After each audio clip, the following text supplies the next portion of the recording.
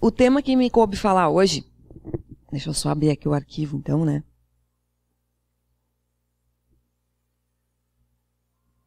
São algumas inquietações que eu tenho tido nos últimos tempos agora de estudo, depois da tese. Na verdade, não é o tema da palestra não é propriamente o tema que eu pesquisei durante a tese. Sobre a minha tese em si foi sobre as reconfigurações do constitucionalismo. Foi um tema que falava sobre a abertura do direito constitucional ao direito internacional.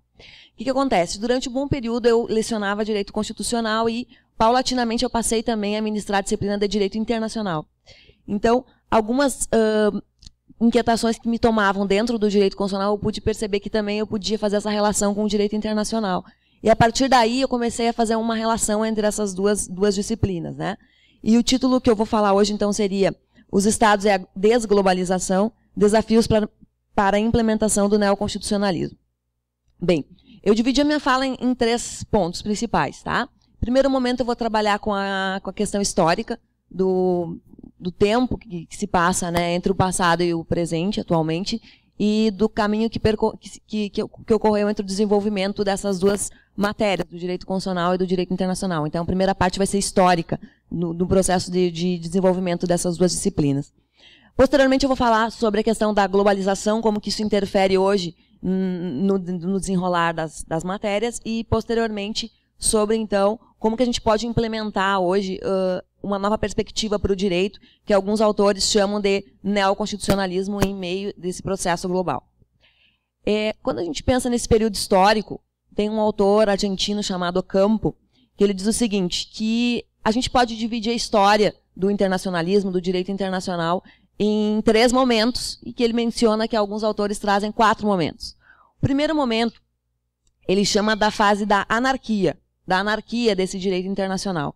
Seria da antiguidade até, então essa fase da anarquia, da antiguidade até o momento em que ocorreu a Paz Westfália em 1648, né?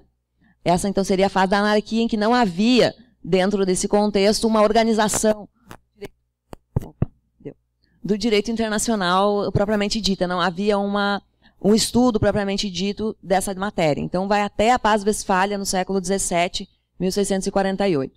Depois disso, então, ocorreria a fase que ele chama de intermediária, né? Em que ocorreria, a partir daí, uma organização paulatina desse direito, e com a Paz Westfália ocorreu a delimitação, então, dos estados. A gente pode pensar, a partir daí, a igualdade formal entre os estados e uma delimitação dos territórios, que não haviam antes. Então, a partir desse momento, ele chama de fase estatal, ou desenvolvimento estatal do direito internacional. Depois dessa fase, a segunda fase seria, a partir daí, até o desenvolvimento das revoluções, das primeiras revoluções, então, da Revolução Americana e das revoluções burguesas, né, da Revolução Americana e da Revolução Francesa, 1776 e 1789.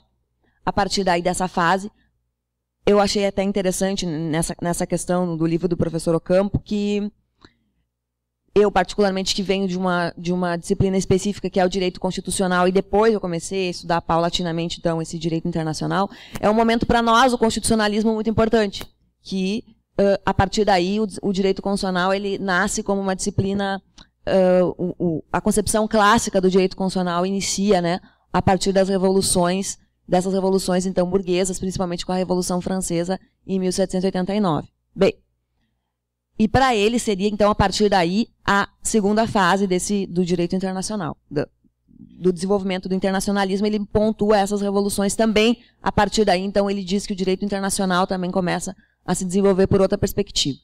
Depois dessa fase, então, ele traz para nós, depois disso, depois da Primeira Guerra Mundial, né, a Liga das Nações, quando surge daí a Sociedade das Nações, seria a terceira fase desse direito internacional. E depois ele menciona que alguns autores trazem uma 4ª fase, que seria depois da Segunda Guerra Mundial. Depois da Segunda Guerra Mundial, a gente pode pensar daí em outra perspectiva, né, do novo direito internacional e do novo direito constitucional, que também surge a partir da Segunda Guerra Mundial. Segunda Guerra Mundial, nós sabemos que acontece a partir daí, né, um novo pensamento para muitas áreas do direito, não só essas 2 disciplinas que eu estou me referindo agora. porque todos aqueles horrores cometidos durante a Segunda Guerra levam a um repensar dessas matérias, de todo o positivismo jurídico. Vocês devem estar aqui, alguns no início do curso, né? Outras pessoas já estudaram um pouquinho mais, né? Estão mais avançando aí no estudo do direito. Mas a partir da Segunda Guerra Mundial, necessariamente a gente vai passar por um repensar, não só dessas disciplinas que eu estou mencionando agora, mas de todo o direito, porque a gente vai ultrapassar aquela fase do chamado positivismo jurídico numa linguagem assim singela, né? A partir daí, a gente vai mudar vários paradigmas do direito. A gente pode falar, se eu trouxer alguns autores, por exemplo, o Miguel Carbonell, que tem 2 livros, até mais, sobre neoconstitucionalismo. Ele diz que a partir daí nós vamos ter 3 fases que caracterizam esse movimento que a gente chama de neoconstitucionalismo. E o professor Cansado Trindade chama de novo direito internacional. É interessante perceber essas questões, né? O professor Cansado Trindade diz que a partir daí também vai existir esse novo direito internacional, que tem vários pontos interessantes, porque ligam com o que eu estava falando antes, que é esse novo neoconstitucionalismo liga, né, com o novo direito internacional. Bem, o que ele traz, então, que a gente poderia pensar esse novo direito internacional, né? Ele diz o seguinte, que a partir daí a gente vai ter, em primeiro lugar, o período histórico, que a gente pode mencionar que seria pós-Segunda Guerra Mundial. Isso seria uma das características do neoconstitucionalismo, período histórico. Segunda coisa, a questão da jurisprudencialização da Constituição, ou seja, os tribunais constitucionais, eles então atuam de uma forma ativa, não apenas pensando o direito positivo, que seria esse direito anterior. A partir da Segunda Guerra Mundial, então, os tribunais começam a repensar esse direito em uma concepção mais aberta, em uma concepção principiológica, o que se passa a dizer que eles começam a criar o direito, né? Aumentando a interpretação dos textos jurídicos e ampliando essa interpretação. E os novos desenvolvimentos teóricos, que seria uma outra característica do neoconstitucionalismo. O professor Pérez Lunho, que é um professor de Sevilha, da Universidade de Sevilha, onde eu fiz o doutorado de sanduíche, fiquei um tempo lá, ele diz que a gente tem que cuidar quando a gente fala de neo ou pós-constitucionalismo clássico, neoconstitucionalismo.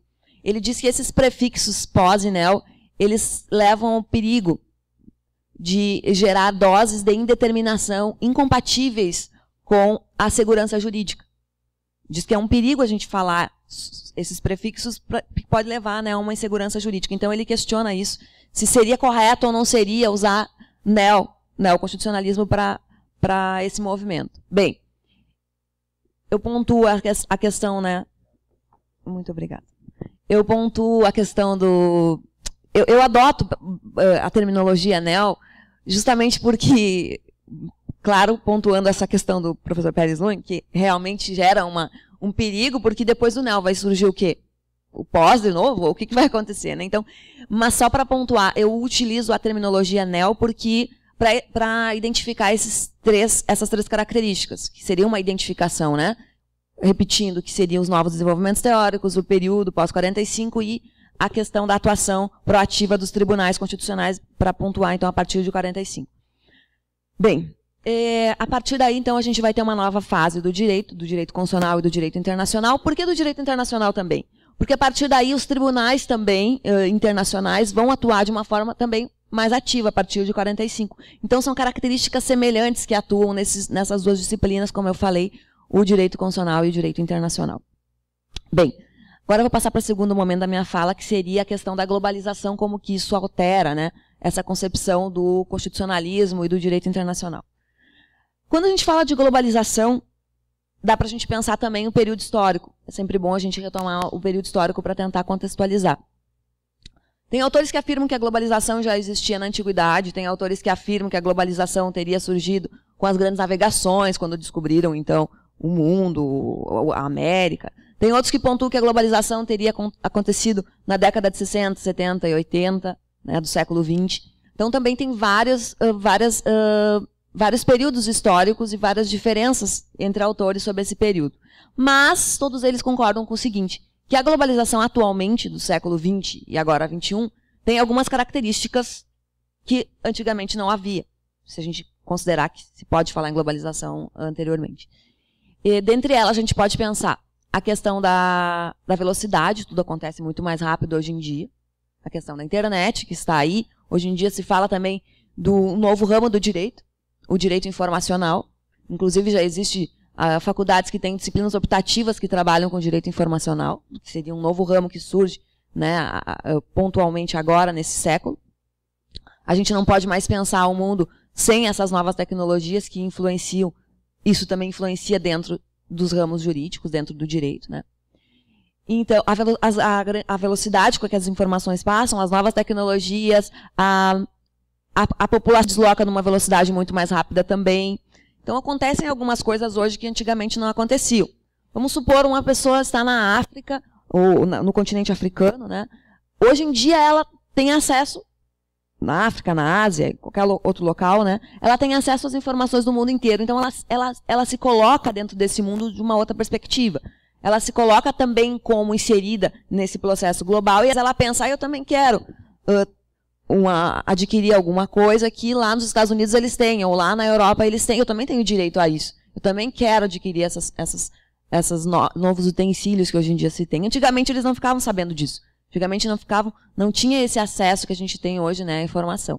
Isso leva, com certeza, a alterações de paradigma e a uma nova concepção da própria inserção social em que elas estão. Bem, então isso é uma característica da globalização atual. E isso leva a gente a pensar também na questão do Estado hoje.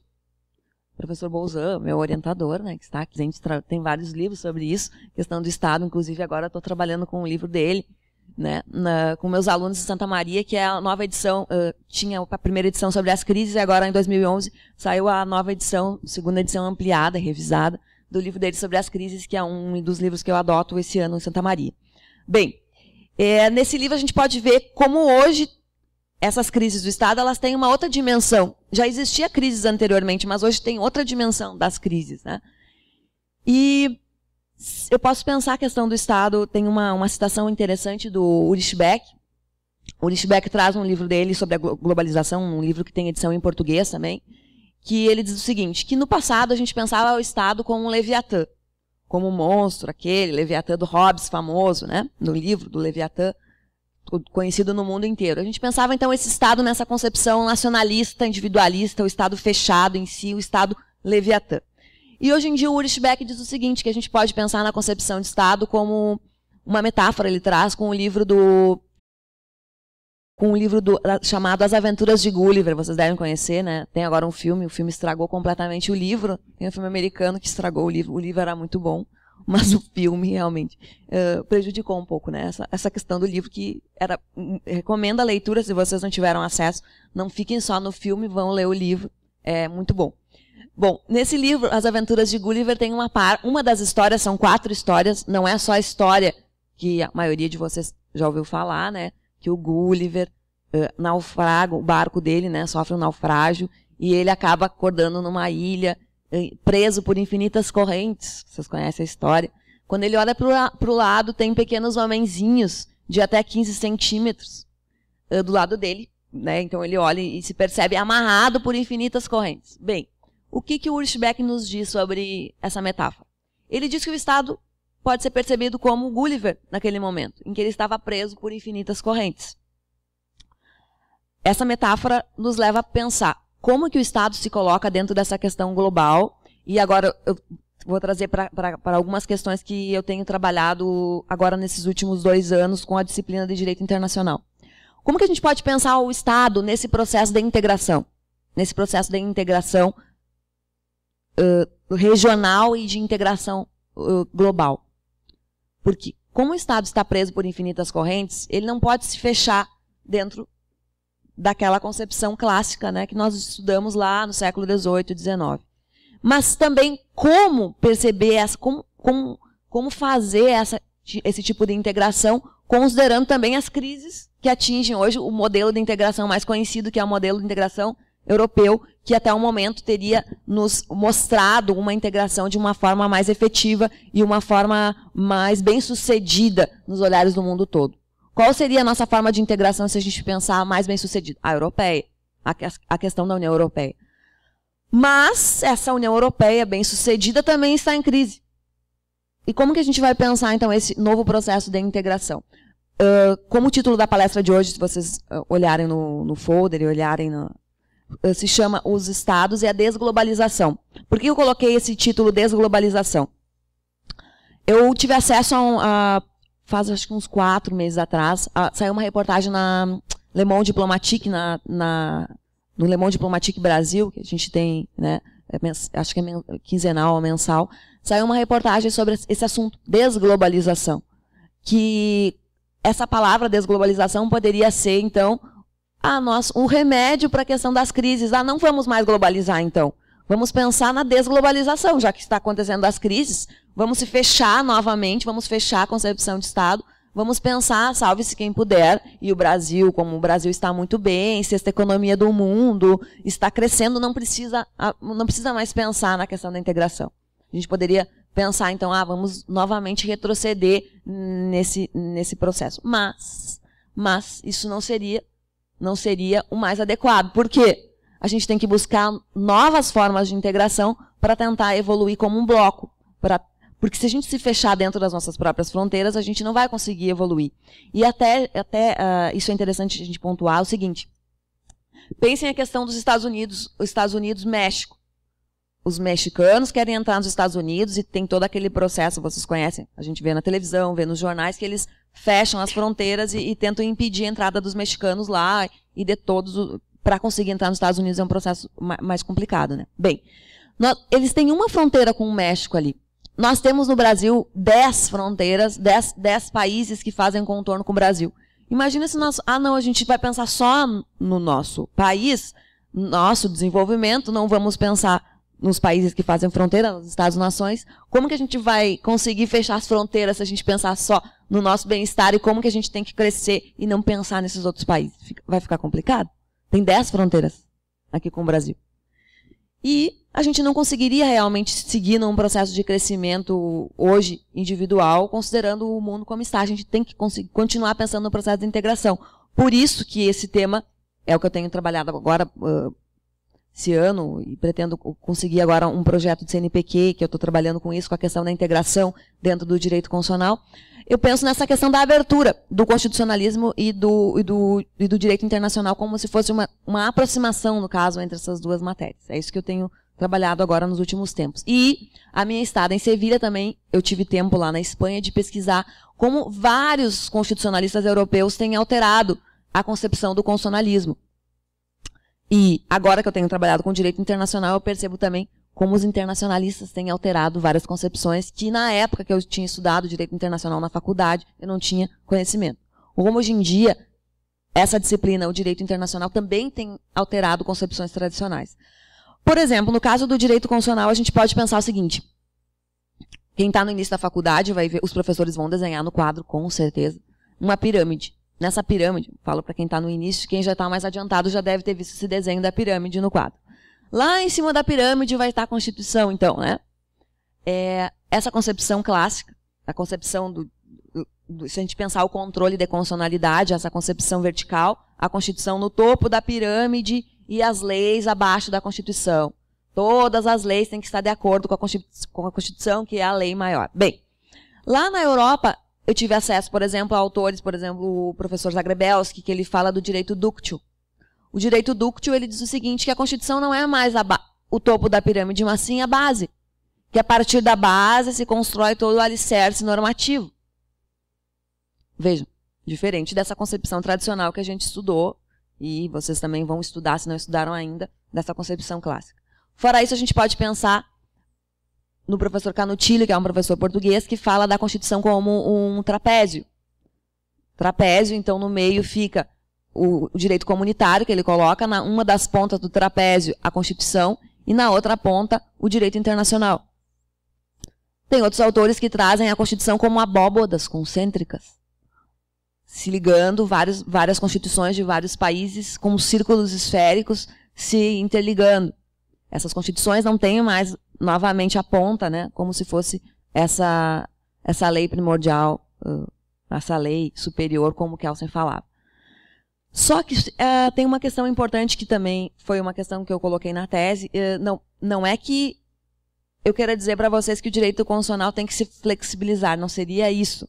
Não seria uma flexibilização do direito constitucional, principalmente considerando países como o Brasil e aqui na América, né, os outros países, nossos irmãos aqui, nossos vizinhos. Né? Não seria a flexibilização do direito constitucional. Seria, o que eu tenho trabalhado é com a questão da aproximação desse constitucionalismo de vários constitucionalismos, né, vários princípios morais que estão inseridos dentro das constituições, uma aproximação entre elas. Só que o nosso trabalho aqui é muito difícil. É muito difícil aqui no Brasil, porque se a gente for pensar a questão do Mercosul aqui, uma questão nossa, né? A questão do Mercosul é bem complicado, porque o Mercosul não é um mercado comum. O Mercosul seria uma união aduaneira imperfeita. Uma união aduaneira imperfeita, se a gente pode colocar como união aduaneira, só que tem autores que dizem que não saiu nem da fase da zona de livre comércio para se tornar união aduaneira. Por isso que ela é imperfeita. Então, se ela é imperfeita é porque não saiu da fase da zona de livre comércio. E tem autores que dizem que teria matizes de mercado comum. Matizes? Ou seria matizes de zona de livre comércio? Porque faltam muitos pré-requisitos para chegar a ser um mercado comum. E a gente vai ter um problema maior. Por exemplo, a Constituição brasileira não traz em nenhum momento a questão da supranacionalidade. Não existe essa palavra na nossa Constituição. A Constituição brasileira e a Constituição do Uruguai não tem nenhuma margem para se... Tem até formas de se pensar alguns autores trazem isso, né? Implicitamente. Implicitamente, poderia se pensar a supranacionalidade, porque lá no artigo 4º, a gente vai ter no artigo 4º dos objetivos, né, da República que regem as relações internacionais. E daí vai ter o parágrafo único que diz, que no artigo 4º, parágrafo único que fala que o Brasil visa, né, a formação de uma comunidade latino-americana de nações. Daí, de forma implícita, será que seria possível pensar a supranacionalidade? Alguns autores dizem que de forma implícita, sim. Mas de forma explícita não estaria em nenhum momento colocado isso. Na Constituição Argentina, sim. Na Constituição Argentina teve uma reforma em 94, que eles colocaram lá, existe a possibilidade de delegação a um órgão supranacional. Na Constituição Argentina, na Constituição Paraguaia também. Mas então, nós teríamos um problema aqui no Brasil, porque o Mercosul não consegue se desenvolver. Por isso a questão complicada para nós aqui de conseguir haver esse processo de aproximação entre, né, essa questão que eu estava mencionando. É necessário que tenha reforma constitucional para que isso aconteça. Uma reforma do Brasil, para que isso, do Brasil e também do Paraguai, como eu falei para vocês. Bem, mas retornando aqui a essa questão da minha fala, eu tinha dito para vocês que eu dividi em 3 partes. Né? A primeira parte eu ia falar a parte histórica, como eu mencionei, lancei algumas ideias do professor Argentino Ocampo, então, dessa divisão histórica. Depois eu ia colocar a questão da globalização, como isso está afetando, né, o próprio constitucionalismo. E agora a última parte que eu coloco para vocês seria os possíveis desafios que a gente está enfrentando para desenvolver essa disciplina de uma forma mais aberta.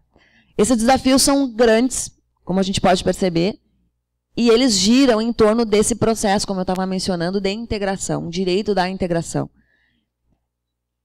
É complicado, como eu falei, porque a própria Constituição brasileira é fechada nesse aspecto, né?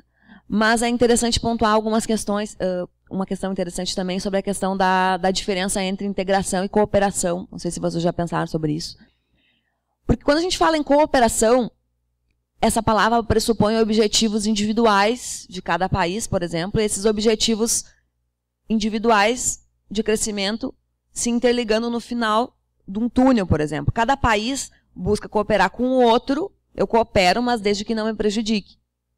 Eu vou cooperar com o professor Bolzan, aqui, meu orientador, né? Mas desde que desde que não me prejudique, eu tenho o meu objetivo, ele tem o dele. Isso mesmo. Isso que essa palavra também determina. E a integração, ao contrário, ela pressupõe um objetivo em comum. O meu objetivo se transforma e o objetivo dele também se transforma. E aí, no final, a gente vai ter um objetivo diferenciado. E a integração pressupõe isso. O problema, o que eu lanço para vocês, o desafio aqui, é como a gente vai pensar esse processo de integração aqui, nós, na América, que seria uma forma da gente conseguir crescer em conjunto, com tantas diferenças que a gente tem entre, né, esses países. E eu lanço essa pergunta para vocês para finalizar e vou tocar um pouquinho de novo na questão da minha tese de doutorado, que eu falei sobre isso, né, o tempo das reconfigurações do constitucionalismo, uma nova perspectiva para o direito constitucional. E eu terminei falando sobre a questão da utopia no final da minha tese, né, que a gente pode pensar, seria uma utopia pensar uma outra perspectiva desse direito constitucional hoje, ou do próprio movimento constitucional, porque o movimento constitucional hoje, quando se fala em constitucionalismo global, constitucionalismo cosmopolita, cidadania cosmopolita, a gente tem que repensar esse sentido clássico. Não dá mais para pensar a concepção formalmente falando, a Constituição formal, porque pressupõe um movimento de princípio, um movimento principiológico, um movimento moral. Bem, seria uma utopia pensar que seria possível desenvolver esse tipo de constitucionalismo global ou constitucionalismo cosmopolita? Poderia ser. Mas então eu vou terminar minha fala falando uma frase do professor Eduardo Galeano, quando ele diz o seguinte, que a utopia é como o horizonte. A gente caminha um passo e esse horizonte se afasta a um passo. A gente caminha 2 passos e o horizonte se afasta a 2 passos. Para que serve a utopia? Para que eu não deixe de caminhar. Então era isso que eu queria dizer para vocês. Muito obrigada pela atenção.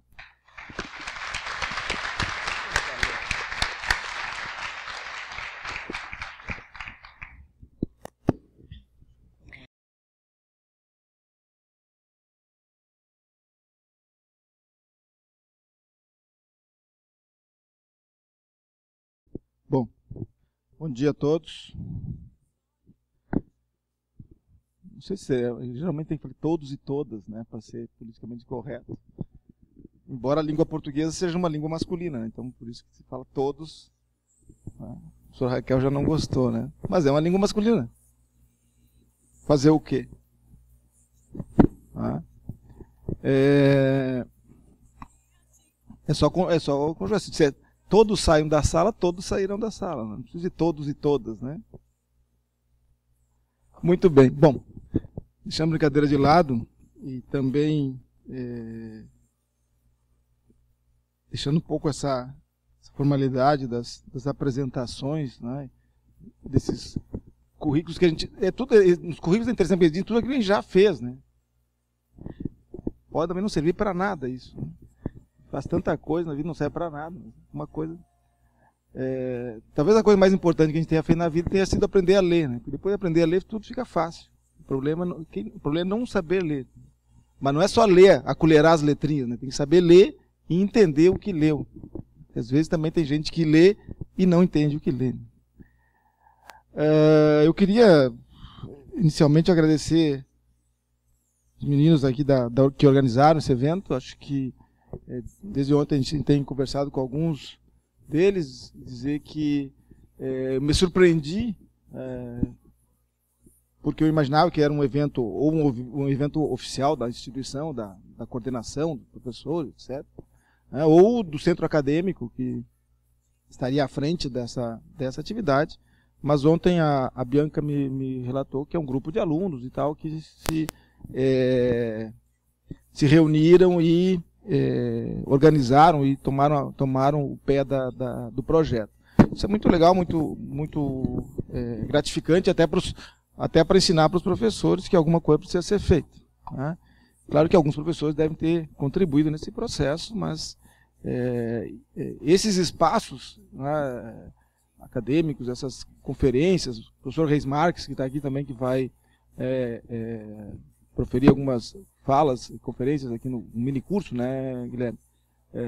A instituição, esse é um espaço importante, né, de diálogo com pessoas diferentes. Podem concordar, podem discordar, podem gostar, podem não gostar, mas pelo menos vocês vão ter oportunidade de conhecer outros pensamentos, outras pessoas, né, trocar informações, ou seja, no mínimo isso é o que fica, né? Senão, a gente acaba como aqueles... Ontem, quando eu chegava aqui nesse prédio, acho que foi nesse prédio, tarde, com a Bianca, tinham 2 cachorrinhos aqui na entrada do prédio, né? Um do lado de fora, aí eu disse, esse é quase advogado, né? E um outro do lado de dentro, que eu já acho que já deve ter se formado, né? Que estava deitado dentro do prédio. Lá na URGS tinha uma brincadeira que era essa. Tinha um cachorro que andava no pátio, no estacionamento da URGS, e a gente dizia, não deixa ele entrar no prédio, se ele entrar, ele se forma. Né? É difícil entrar, depois de entrar fica fácil de sair, né? Bom, A minha conversa com vocês dialoga um pouco com aquilo que a Valéria estava falando há pouco, né?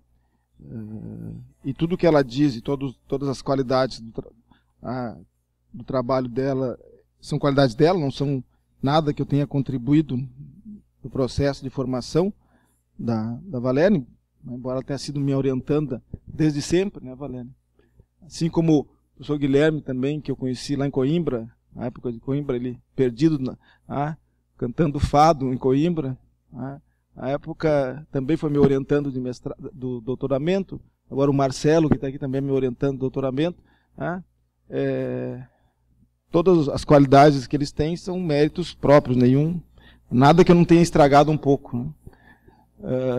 Mas, de qualquer forma, o tema que me traz a essa conversa com vocês é algo que eu tenho quase que de uma maneira viciada ou viciante, né, trabalhado desde muito tempo. A Valéria mencionava aí um trabalho que eu tenho feito sobre crises do Estado, até mesmo porque essa é uma temática que me envolve tanto quando eu dou aula na graduação, né, que não é o caso nos últimos anos, mas sobretudo, em particular, no programa de pós-graduação em Direito da Unicinos, onde eu tenho uma disciplina no mestrado que se chama Teoria do Estado Contemporâneo, e o outro que é um seminário de doutoramento, que são Transformações do Estado Contemporâneo. E são disciplinas, claro, que conversam entre si também em níveis distintos, não é? de reflexão, por óbvio. Por que isso? Por que falar em teoria do Estado? E como falar, ou como enfrentar o tema da teoria do Estado, sobretudo se nós tentarmos, assim, alocar essa disciplina, ou essa leitura, esse conteúdo, para juristas. Ou seja, eu não sou cientista político, não sou sociólogo, não sou politólogo, e vocês, pelo menos a grande parte, imagino, ou a maioria, ou todos, também não estão fazendo ciência política, sociologia, ou alguma outra faculdade que seja voltada a formar, de alguma forma, de alguma maneira, cientistas políticos. Nós somos juristas, ou pretendemos ser juristas, embora hoje seja uma coisa bastante complicada, porque ser jurista não é apenas saber ler códigos, Ser jurista é um pouco mais do que isso, ou bastante mais do que isso. De qualquer forma, e essas disciplinas, elas têm um caráter instrumental para nós. E aí não estou aqui dizendo que elas, aquele discurso tradicional que as faculdades dizem, não, isso são disciplinas, perfumarias que são obrigatórias, tem que ter, porque lá as diretrizes do MEC exigem, então os alunos são obrigados a passar por teoria do Estado, ou por filosofia, ou por sociologia, ou por antropologia, agora como conteúdos programáticos, muitas vezes, em algumas cadeiras. Então, são vistas, às vezes, com esse demérito, com essa desqualificação. Ao contrário, elas são disciplinas que dão condições para que a gente possa, de fato, fazer operar a ordem jurídica de uma maneira adequada. E pelo menos, de alguma maneira, também entender o porquê muitas vezes não funciona. E veja o dilema que eu tenho, porque ao mesmo tempo que eu atuo com essas disciplinas na academia, eu sou o representante do Estado na prática jurídica, lá embora eu também não esteja no contencioso, lá na Procuradoria. Bom, então a questão que me traz, fundamentalmente, é tentar refletir um pouco com vocês. A gente poderia dizer, vou tomar emprestado aqui um título de um trabalho de um colega do professor Reis Marques, hoje já jubilado da Faculdade de Direito de Coimbra, que é o professor Avelas Nunes, que fala As Voltas que o Mundo Dá, que é um trabalho desse professor, que o subtítulo é Reflexões a propósito das aventuras e desventuras do Estado Social. E exatamente um pouco isso, ou seja, tentar entender por que nós nos vemos muitas vezes confrontados com alguns dilemas que dizem respeito à realização do projeto do Estado Constitucional que nós adotamos em 88. Ou seja, vou fazer uma pergunta, por que nós temos tantas demandas em torno do direito à saúde nos tribunais? Ou seja, por que nós judicializamos a política pública? E talvez uma delas só, porque a gente não vê. Esses dias eu estava com o desembargador TRF4 aqui, dizendo não existem demandas em torno ao direito à moradia. E o direito à moradia está ao lado do direito à saúde na Constituição. Ninguém pede uma casa, né, uma casa digna para morar. Ninguém vai a juízo pedir uma casa digna para morar. Então, o tema do direito à saúde virou um tema tragicamente presente nos tribunais. Todos os dias, a toda hora, e o Rio Grande do Sul é um exemplo característico disso. É o estado que mais demanda em torno do chamado direito à saúde, medicamentos, tratamentos, etc, etc, etc. Por que isso? Qual a resposta que você daria se nós estivéssemos aqui numa sala de aula dialogando, ao invés de eu estar aqui atrás do biombo aqui e lá falando? Qual a resposta que vocês dariam a isso? Por que nós precisamos ir a juízo pedir direito à saúde? Ou pedir o medicamento, ou pedir internação hospitalar, um tratamento médico, de preferência um tratamento médico em Miami, que é a maioria que se pede, né? Alguma coisa assim. Por que isso? Vejo que isso é uma característica, a gente pode dizer, contemporânea, no caso da experiência jurídico-constitucional brasileira no pós-88. Bom, mas porque a Constituição de 88 criou essa expectativa de que nós teríamos uma saúde qualificada. Nós temos acesso à saúde qualificadamente. Tratamentos, internações, uma saúde melhor. Será que é isso? Porque os estados ou o executivo não oferece os serviços de saúde necessários e suficientes para dar conta das demandas sociais. Correto? Porque os corruptos roubam o dinheiro da saúde e transferem lá. Agora a Globo fez as propagandas, as matérias sobre desvio de verbas, etc, etc, etc. Talvez. E aí o que sobra para a população é ir ao judiciário, buscar o direito à saúde que lhe é negado pelo Estado. Normalmente essa é a frase, né? Ou seja, o Estado negou o direito à saúde, então eu vou ao judiciário. O judiciário não é Estado? Até onde eu sei, pelo menos aqui no Brasil, embora na Itália isso já esteja mudando, mas no Brasil o judiciário é uma parte do Estado. Que presta um serviço público que é a jurisdição. Não é nada diferente. Embora até o presidente do Tribunal aqui de Justiça do Rio Grande do Sul já tenha dito, nós fizemos a nossa parte, agora o problema é do Estado. Então, o judiciário é um ente metafísico, transcendental, que é sustentado por dinheiros públicos, por verbas públicas, com orçamento público, mas que se diz que não é Estado. E que pretende ser, talvez, como diz a Ingeborg Maus, que é uma constitucionalista alemã, o superego da sociedade. O superego, ou seja, é o que vem, é o controller, para aqueles da área da gestão, o controller do Estado. Mas desvinculado, não tem responsabilidade. Eu sou o Estado, mas não sou o Estado. Ou eu sou a parte boa do Estado. Um tempo... Bom, aqui eu ia dizer que eu fiz uma brincadeira numa universidade confessional uma vez, o pessoal não gostou muito. Eu me lembrei que aqui também é uma universidade confessional. Aqui é da diocese, né? Não é de uma... Aqui é da diocese, não é de uma... Então não importa, mas é uma brincadeira. Você tem aquela velha história, né? A gente diz, né, Jesus é meu pastor, nada me faltará, né? Isso é uma frase, não estou inventando, não é normal a ladainha da cristã, né? A gente pode dizer, tem alguns que fazem uma sacanagem, que não vou, nas igrejas neopentecostais, algumas que não são sérias, que dizem assim, Edir Macedo, meu pastor, nada me sobrará, né? E a gente pode dizer assim hoje que o judiciário, o meu pastor, tudo me dará.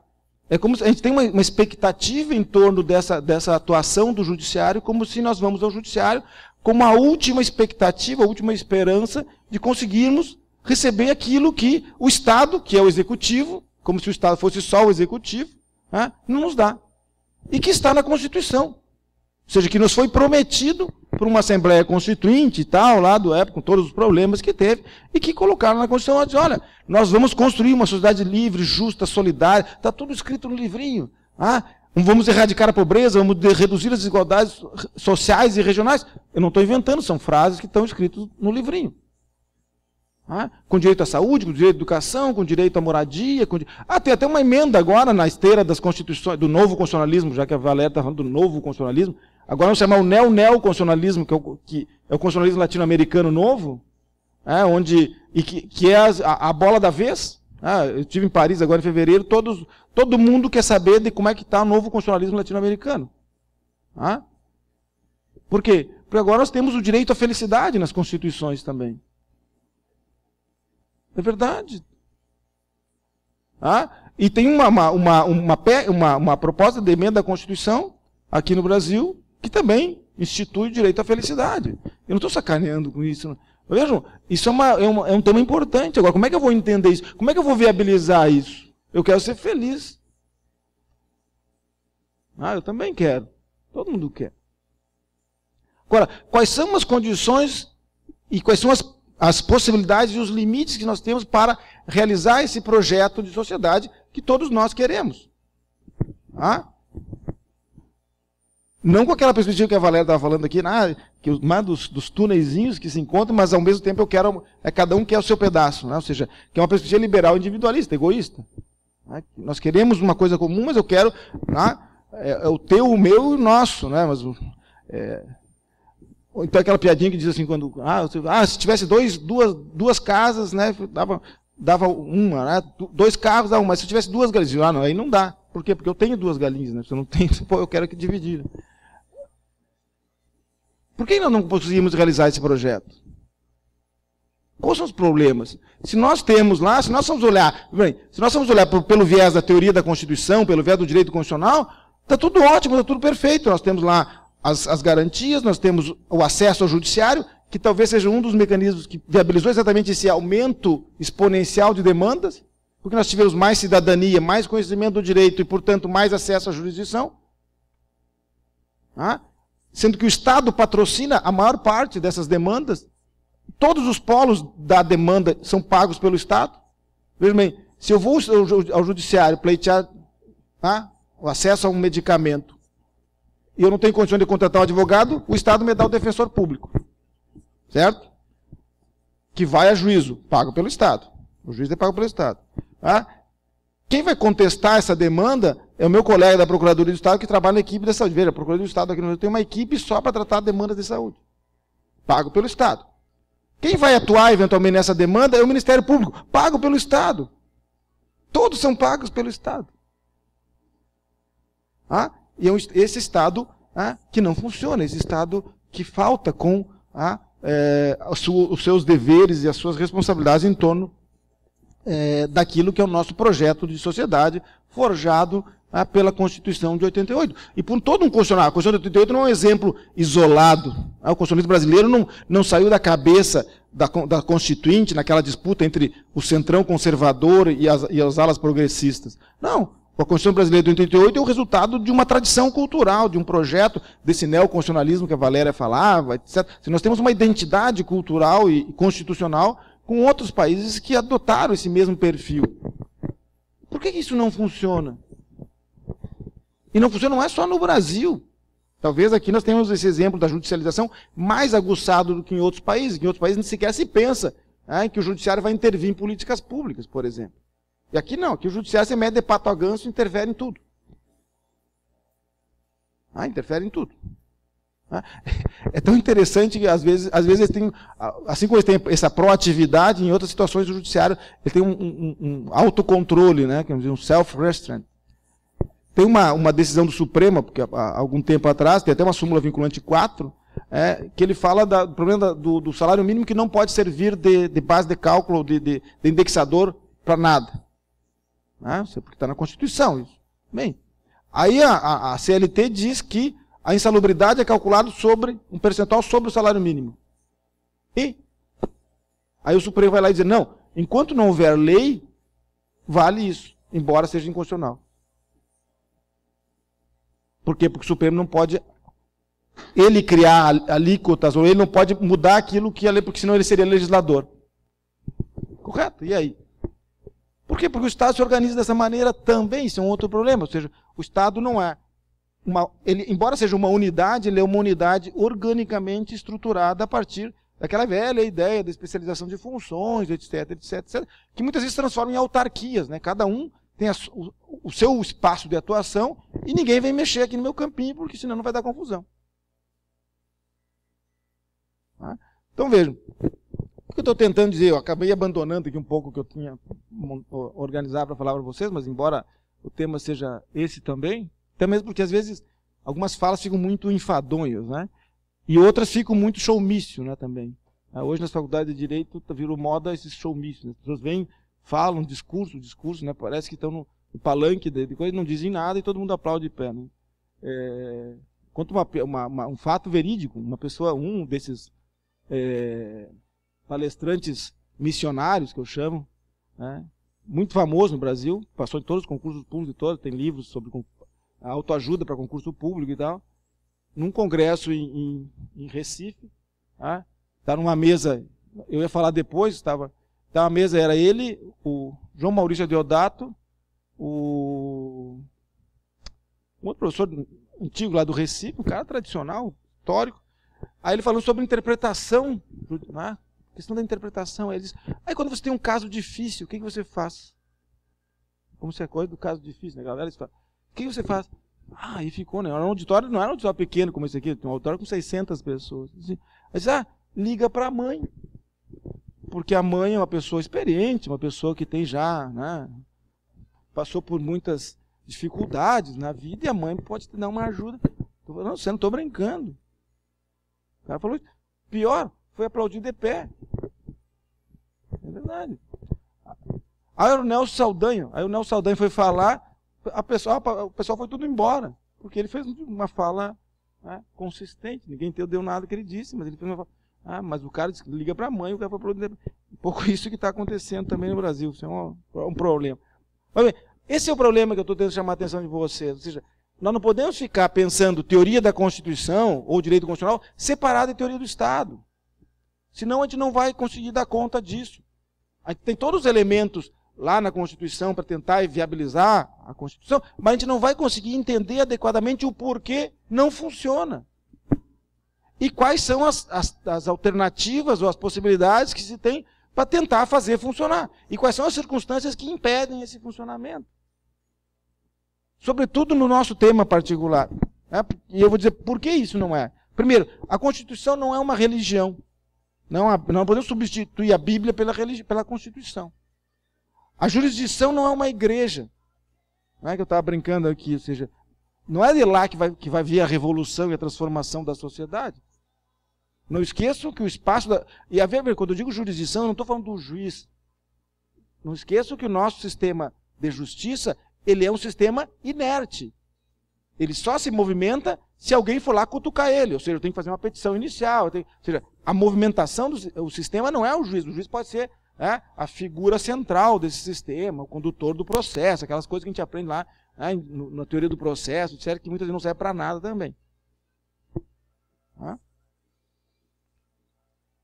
O sistema de justiça é um todo.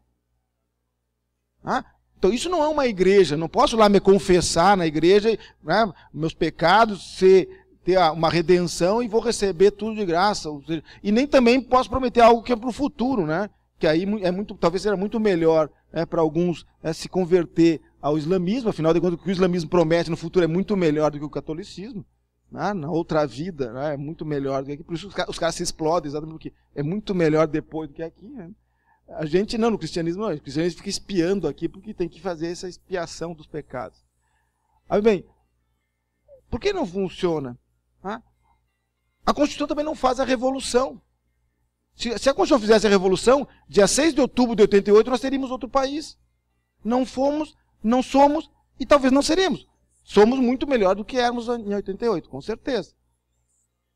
Até porque a Constituição não pretende transformar a realidade. A própria Constituição Portuguesa, em homenagem ao professor Rivaz, da Revolução dos Cravos, que pretendia a transição para o socialismo, estava escrito no texto da Constituição Portuguesa, logo sacaram fora porque não dava certo. Se a gente quiser um outro mundo possível, a gente tem que fazer esse outro mundo. E não vai ser a Constituição que vai fazer, e muito menos nós, juristas, porque nós somos todos classe média e tal, principalmente num país como o nosso. É aquela história, quando quiserem dividir as duas galinhas que eu também tenho, eu não quero mais dividir nada. Enquanto for dividir 2 carros, 2 casas, etc., que eu não tenho nenhuma, aí eu quero. Então, a Constituição não faz a revolução. E a jurisdição, ou a judicialização, não substitui a política. Essa é uma outra coisa que nós temos que ter claro. Nós não podemos achar que nós vamos realizar o projeto de Estado constitucional na justiça ou no sistema de justiça. Porque a justiça, o judiciário não substitui a política. E aqui eu estou falando a política enquanto instrumento de gestão da própria sociedade, de organização social, de construção de um projeto de sociedade. Não estou falando aqui em política partidária, política. Não, política. A política, inclusive aqui, política como democracia. Por quê? Porque a política exige uma série de características, né? Não pode ser um projeto autoritário. Então é preciso que nós precisamos reconhecer isso para que a gente possa entender um pouco o porquê das dificuldades de realizar um projeto constitucional como aquele presente na Constituição Brasileira de 88, que dão lá o Estado Democrático de Direito, que está lá os princípios, né, que é um constitucionalismo principiológico, esse neoconstitucionalismo, que estão lá os objetivos da República. Veja, nós temos uma sociedade que está voltada, a Constituição diz lá, está voltada para determinados objetivos. É uma Constituição que tem uma carta de direitos fundamentais ampla e restrita, a gente poderia dizer, aberta, inclusive lá pelo debate todo em torno do artigo 5º, parágrafo 2º, depois mesmo com o parágrafo 3º, que injetaram lá pela reforma do judiciário, na emenda 45. Ou seja, todo esse debate da abertura constitucional, dessas relações entre de um catálogo de direitos fundamentais que não está fechado, restrito àqueles expressos no texto da Constituição, mas também que incorpora os tratados internacionais de direitos humanos e que promove esse diálogo entre direito internacional e direito constitucional. Inclusive, alguns autores falam na internacionalização do direito constitucional ou na constitucionalização do direito internacional. Ou, ao invés de nós termos um processo de constitucionalização, nós teríamos um processo de tratadização, onde os tratados internacionais substituem as constituições como o locus privilegiado de definição de um projeto de sociedade. Então, o grande dilema que parece que nós vivemos é exatamente esse, ou seja, o problema da eficácia, da concretização e dos espaços de realização do projeto constitucional. Ou seja, nós não resolvemos ainda sequer problemas teóricos de eficácia das normas constitucionais. Não sei aqui a professora Raquel, que é professora de constitucional, né? Mas em algumas faculdades ainda se ensina a questão da eficácia das normas do direito constitucional com o texto do José Afonso da Silva de 68. Que não é um mau texto, mas é um texto de 68 que tem que dialogar, embora tenha sido reeditado, mas tem que dialogar com outras coisas. Ou seja, uma visão limitada da eficácia das normas constitucionais, então, sem uma recomposição disso. Então, a questão que fica é, o que deu errado? Ou o que falta? Se nós temos esse acordo, esse pacto constituinte, na transição da ditadura para a redemocratização, o que deu errado? É claro que aqui eu não estou falando da experiência brasileira exclusivamente, porque não é só a experiência brasileira que deu errado. Isso é um debate planetário. Eu acho que uma das questões, aí eu também não posso tomar todo o dia de vocês aqui, mas eu acho que uma das questões que é preciso recuperar, e por isso eu digo, não dá para fazer teoria da Constituição ou direito constitucional, e portanto não dá para fazer direito sem teoria do Estado, porque bem ou mal o direito ainda é, na sua boa parte, o resultado de uma ação estatal, legislativa, executiva ou jurisdicional. Então nós dialogamos direto, permanentemente com o Estado, embora a gente possa reconhecer, alguns autores, na perspectiva do pluralismo jurídico, direitos ou normativas provenientes de outras instituições, de outras estruturas que não os Estados, mas de alguma forma, o Estado ainda tem essa centralidade na produção e na aplicação do direito, embora não tenha mais a exclusividade disso, se é que algum dia teve, e por isso talvez é que a gente se perca e não consiga entender alguns fenômenos contemporâneos, porque assim como no processo, às vezes as faculdades de direito são espaços meio esquizofrênicos. Por quê? Porque a gente fica brincando de fazer direito aqui dentro e o mundo da vida lá fora tá noutra, não está nem aí para nós. Né? É como às vezes no processo, né? É aquela história, dá-me os fatos que te darei o direito, né? Que se diz lá no foro, diz isso, né? Ou seja, você me dá os fatos que o direito está pronto, eu te dou o direito, que é a prestação jurisdicional. O que não está nos autos não está no mundo. Grande coisa isso, né? Por isso que muitas vezes nós somos ineficientes. E talvez nós corremos um risco. Aí eu vou falar corporativamente aqui, Raquel. Hoje um advogado com carteira, advogado, não estou falando bacharel em direito, estou falando um advogado jovem em Porto Alegre, ganha quase a mesma coisa que a minha empregada doméstica em casa. Um advogado em Porto Alegre hoje, contratado para um escritório de advocacia, vai ganhar R$1.000, R$1.500 por mês. E vai ter que se vestir, vai ter que fazer fórum, vai ter que não sei... Um pintor ganha 3 vezes o que ganha um advogado em Porto Alegre. Talvez não, exatamente por nós. A gente não quis dar conta disso. Essa coisa de a gente ficar brincando no mundo do processo, no judiciário, dentro das faculdades de direito, como se a vida lá fora não estivesse acontecendo, não dá certo. As profissões jurídicas estão empobrecendo por causa disso. E também, exatamente por quê? Porque está se abrindo outros espaços de tratamento de conflitos fora do judiciário, e os quais nós não queremos acessar e muitas vezes nós negamos. E com isso o pessoal da assistência social, das áreas de saúde, etc., estão ocupando esses espaços. Psicólogos e tal. Até porque eles têm muito mais, às vezes, preparo do que nós para fazer esse tipo de... para promover esse tipo de atividade. Mas, de qualquer maneira, voltando ao nosso assadinho aqui, então o que fica, sobretudo, me parece exatamente... Nós precisamos reconhecer um dos motivos do porquê não deu certo, ou porquê nós não conseguimos implementar esse processo. O primeiro deles, fundamentalmente, nós precisamos reconhecer quais são os limites do próprio projeto do Estado Social. E aí eu estou usando o termo Estado Social como um conceito amplo, né? Porque a gente sabe que o Estado Social tem várias aplicações práticas. O que significa Estado Social? Qual é a novidade do Estado Social? Eu não vou fazer a diferença entre Estado social de direito, Estado democrático de direito, que a gente faça as diferenças. Então, vamos pegar o termo genérico Estado Social. O que significa isso? Qual é a origem do Estado Social? Todos nós falamos, Keynes, na Segunda Guerra Mundial, toda a transformação que se opera, nós precisamos, a ideia da crise, etc., para reconstituir, seja uma resposta àquele problema estrutural e tradicional, o problema da distribuição e do consumo, que é próprio, que está no interior da lógica do Estado Social. Ou seja, nós precisamos pensar exatamente nessa linha, ou seja, há aquela chamada equação keynesiana. Por quê? Porque a equação keynesiana que está na origem do Estado Social diz é o progresso social mais eficácia econômica.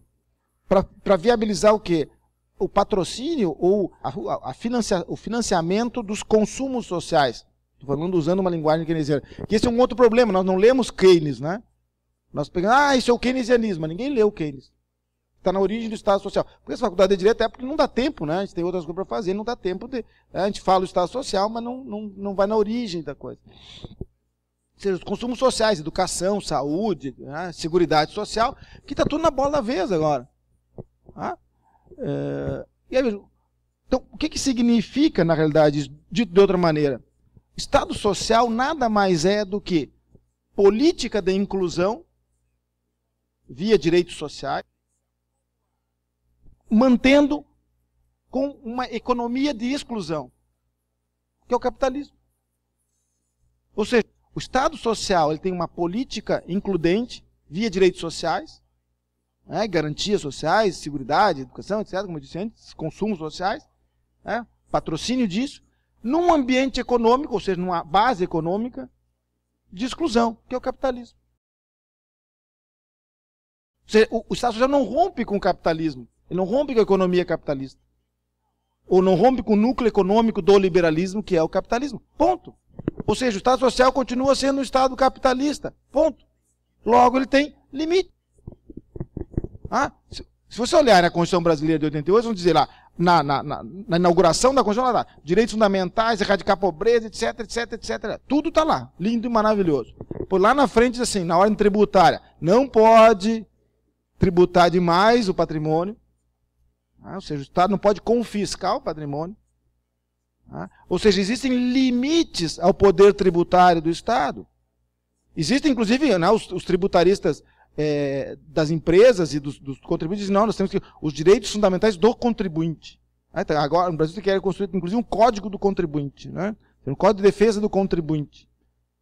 Porque nós temos que proteger, e aí o Estado ele é tão burro e paga uma agência de publicidade para fazer a marca da Receita Federal, os caras botam um leão. Um leão que quer comer o contribuinte. Isso é uma ignorância total, né? E alguém ganha dinheiro com isso ainda por cima. Então, ou seja, nós temos um Estado que promete, uma Constituição que promete de um lado, mas que limita as condições de realizar do outro. Por quê? Porque ela tem que, e não estou dizendo que está errado, por quê? Porque ela tem que compatibilizar essa solução, uma solução de compromisso entre inclusão de um lado, exclusão do outro, ou limites à inclusão do outro. Porque nós não somos, essa Constituição não faz a transição para o socialismo, né, professor Remarques? Não faz. Embora ela possa até dizer, nós vamos fazer uma transição para o socialismo, mas isso vai ser a primeira coisa que vai ser sacada logo na primeira reforma constitucional.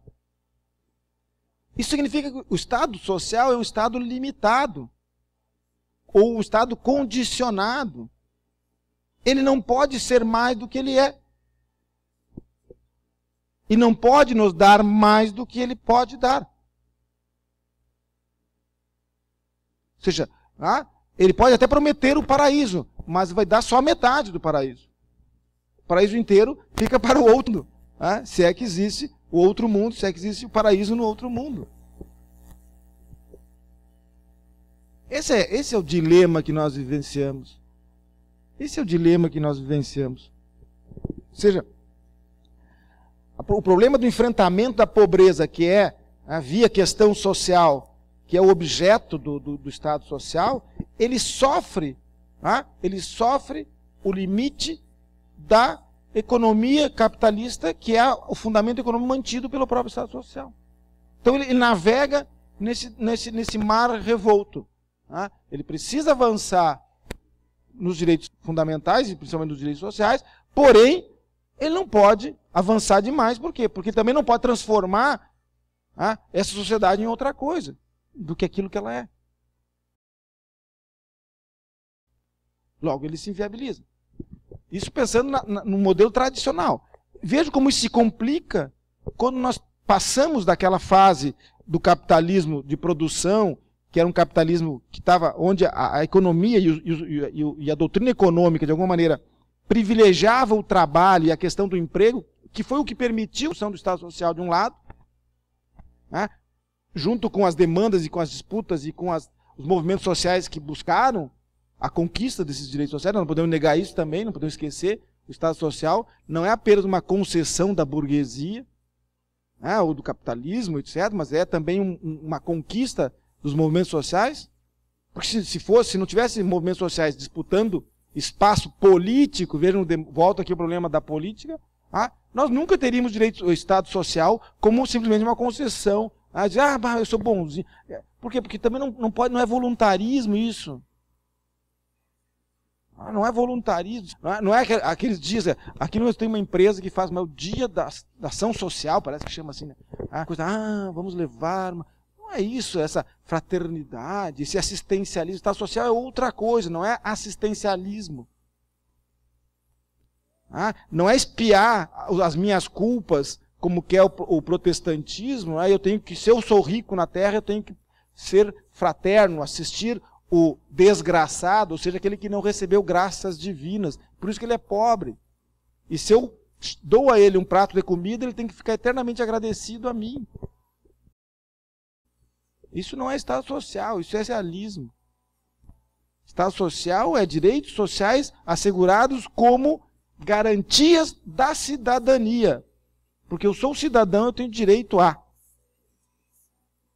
Porque eu também contribuí para o desenvolvimento social, para o desenvolvimento econômico. Porque, veja, a equação do Estado Social carrega essa ideia. Que é o problema de que depois os economistas discutem isso, que é o problema das crises de sobreprodução do Estado capitalista. Né? Por quê? Porque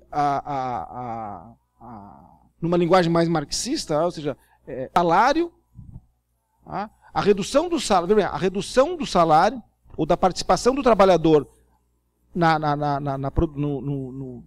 lucro, tá? Significa o aumento do lucro, correto? Se eu pago menos para o trabalhador, eu ganho mais.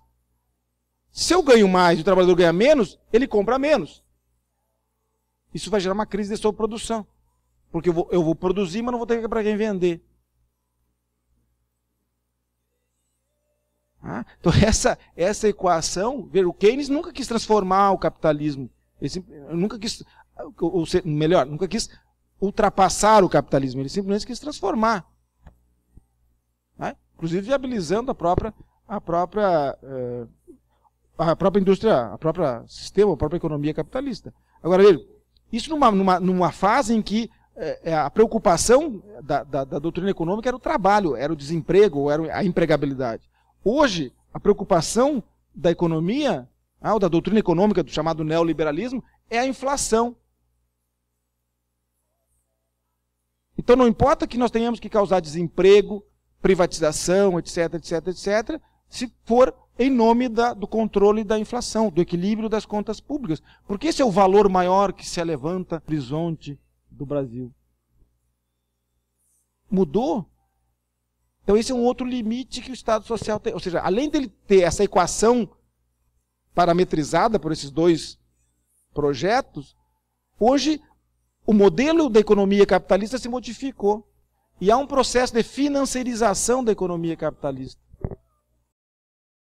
Logo, esse novo capitalismo, esse neocapitalismo, ele dificulta ainda mais as condições para a realização do projeto do Estado Social. A tal ponto que hoje, aquilo que eram os direitos sociais, as garantias sociais, se transformam em privilégios. Ou seja, o sucesso do Estado Social é o fracasso do Estado Social.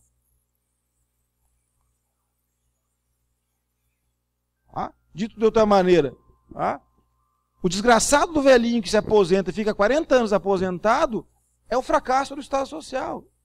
Não é o sucesso do Estado Social. Ele tinha que ficar 10 anos aposentado e morrer para equilibrar as contas da Previdência. Então, como o Estado Social tem sucesso, eu estou falando, o Estado Social tem sucesso. Nós temos o Brasil, um exemplo disso. A expectativa do Brasil aumentou, devido no Brasil aumentou barbaramente nos últimos anos. Isso é sucesso do Estado Social. Todo mundo reclama do Estado, o Estado é ruim. Não, isso é sucesso do Estado Social. Não foi porque nós individualmente temos melhores... Não, isso faz parte de todo um arranjo. Melhores condições de vida, melhores tratamentos médicos, mais acesso à água tratada, saneamento... Tudo isso gera expectativa de vida. Só que o desgraçado tem que morrer, não pode ficar vivo tanto tempo. É verdade, estou sendo... Então, veja, porque isso é visto como privilégio, então nós temos que reduzir. Reduzir. Então, todo o sucesso que nós temos de construção de uma sociedade melhor, mais igualitária, mais justa, vai se transformando aos olhos desse pessoal em fracasso. Por quê? Porque inviabiliza o equilíbrio das contas públicas. Agora, vejam bem, tem uns dados da OIT que mostram que nos últimos 20 anos, o aumento da lucratividade dos setores econômicos está em torno de 35%. Por quê? Porque as novas tecnologias, porque as melhores, permitem um aumento da produção com menores custos. Só que a participação do trabalho nesse aumento, ou seja, quanto que aumentou os níveis salariais, foi 18%. Então nós tivemos 35%, estou arredondando os números aqui, de aumento na produtividade e 18% de aumento da participação do salário nesse aumento. Ou seja, há um empobrecimento das classes trabalhadoras, que são a maioria das pessoas. Então, vejam, aquilo que significaria uma maior produtividade, um trabalho menos penoso, melhores condições de trabalho, etc., que poderia melhorar a vida da sociedade, foi apropriado pelos setores capitalistas como lucro.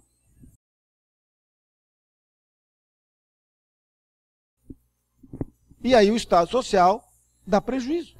E nós precisamos equilibrar as contas públicas. Nós precisamos reduzir os gastos públicos. Nós precisamos cortar gastos sociais. E pode saber, vai vir uma reforma da Previdência de novo. Nós que estamos na metade do caminho, não é o caso da Valéria, no caso dos meninos ali que tem, vai ser muito pior, talvez, se não der certo, se a gente não conseguir reverter esse quadro. Vamos pegar uma outra reforma da Previdência. Veja o caso da Grécia agora. Só para dar um exemplo, Portugal também está nessa linha, a Espanha está nessa linha, a Itália está nessa linha. O caso da Grécia. Cortaram pensões, demitiram os funcionários públicos. Esse é o custo da crise do Estado social, do Estado grego. Sabe quem é que inventou a crise do Estado grego? Eu não estou inventando, aqui. Está no site, abra o site da Carta Capital, tem duas matérias de um correspondente deles em Paris, que ele mostra que, numa delas, para que a Grécia entrasse na União Monetária Europeia, na União Monetária, na época, haviam determinadas regras de endividamento público, etc. Como a dívida pública grega já era maior do que os limites que a União Europeia admitia, dívida em dólar e ien, o que o Goldman Sachs, como consultor do governo grego, fez? Fez umas operações de swap e maquiou o câmbio da moeda grega, como é que era? Da dívida grega, na passagem do dólar e do ien para o euro, que levou a dívida grega aos patamares da União Europeia, embora continuasse a mesma. Nessa brincadeira, o Goldman Sachs faturou 600 milhões de euros. Hoje, o primeiro-ministro da Grécia, o primeiro-ministro da Itália e o presidente do Banco Central Europeu são ex-funcionários do Goldman Sachs.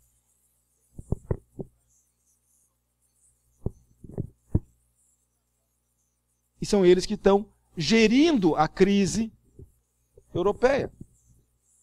Não é o Estado, é o Goldman Sachs que está gerindo isso. E não estou comentando, só vocês leram. Eu ia até trazer e acabei esquecendo. Então, esse de novo é um grande problema. Ou seja, quais são os limites e as possibilidades que tem o Estado, como estrutura institucional criada por nós, que o Estado é um ente artificial, criado por nós, para gerir o nosso projeto de sociedade. Se quem gere esse Estado é uma agência de investimento privada.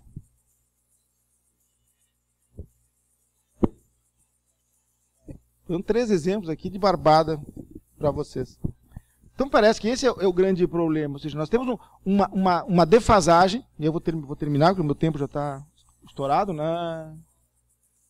Nós temos uma defasagem muito grande entre um projeto de sociedade constitucionalmente estabelecido e uma institucionalidade política, sobretudo em relação ao Estado, que se vê confrontada com novas situações.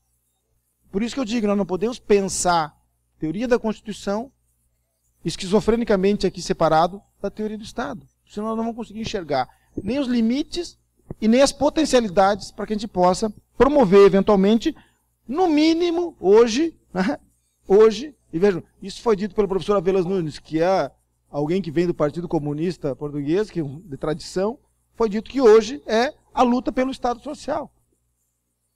Pelo que restou do Estado Social. E a nós do direito, a nós juristas, também cabe uma parcela de responsabilidade nesse processo, até mesmo porque nós somos atores privilegiados aí da política e do jurídico. Seja no campo da judicialização, seja no campo da economia, seja no campo da política, e aí é fundamental um retorno à política. Definir exatamente o que nós podemos fazer e como nós podemos fazer. Não deixar substituir a política pelo mercado ou pela técnica. Ou seja, as respostas técnicas não necessariamente são as respostas melhores. E aí, talvez o que a gente precisasse era exatamente pensar uma reorganização do Estado. Uma reestruturação do Estado. E no nosso campo, sobretudo, pensar talvez essas alternativas, de outros ambientes de busca de satisfação de determinadas pretensões sociais, ou a composição de uma nova agenda político-constitucional que ultrapasse, né, os limites estatais. E vejam, ainda há um outro aspecto que eu também não vou entrar aqui, que se o social está limitado por esse aspecto econômico, vamos dizer assim, quando ele tratava da questão social, hoje, né, a fórmula do Estado tem um outro drama, falando político-juridicamente, é que a questão social não resolvida, ela foi ultrapassada por outra questão fundamental, que é a questão ambiental. E quando nós nos deparamos com a questão ambiental, nós vamos perceber que, se o tratamento da questão social era possível no âmbito dos estados nacionais, ou dos estados-nação, ou dos estados soberanos, porque o nosso pobre é diferente do pobre argentino, ou diferente do pobre uruguaio, a questão ambiental não se submete a isso. Por quê? Porque o risco ambiental ele não fica limitado às fronteiras. O risco ambiental não tem passaporte. O risco ambiental não tem aduana. Logo, a questão ambiental ela não se submete aos estados nacionais territoriais, ou seja, se rompe com a ideia de território. E nós, na Faculdade de Direito, continuamos ensinando que os elementos que compõem o Estado são território, povo, poder.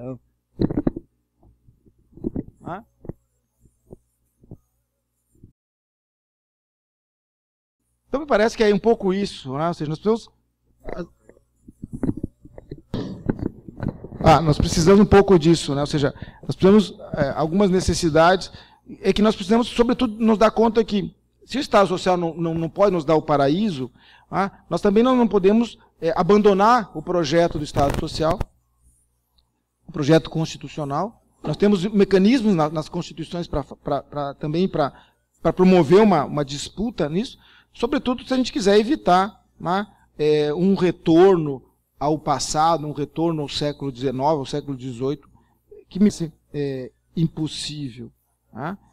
Então, o que nos sobra, de fato, é tentar entender melhor as circunstâncias que envolvem o constitucionalismo contemporâneo, de um lado, por esse viés que eu estava tentando falar, de outro, por essas novas perspectivas da interconstitucionalidade, ou do transconstitucionalismo, como que é o Marcelo Neves, ou o constitucionalismo multinível, que seja, para que a gente possa, de alguma forma, continuar caminhando, como diz a Valéria, né? Ou seja, embora nós nunca cheguemos lá, e talvez seja exatamente por isso que sejamos humanos.